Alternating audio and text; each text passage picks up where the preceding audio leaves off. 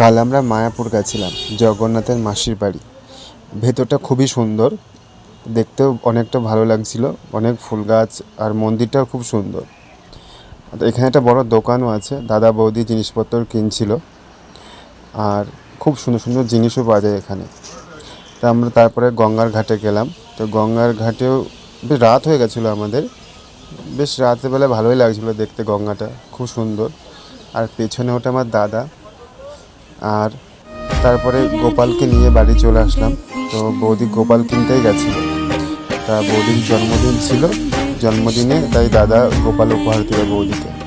তো বৌদি দিয়ে গোপাল পেতে ভীষণ খুশি, ভীষণ খুশি। তার ঠাকুমা গোপালকে বরণ করে নিল, আরতি করলো, তার গৃহপ্রবেশ হলো গোপালের। তা বৌদি ভীষণ গোপালকে পেয়ে ভীষণ খুশি হয়ে গেল।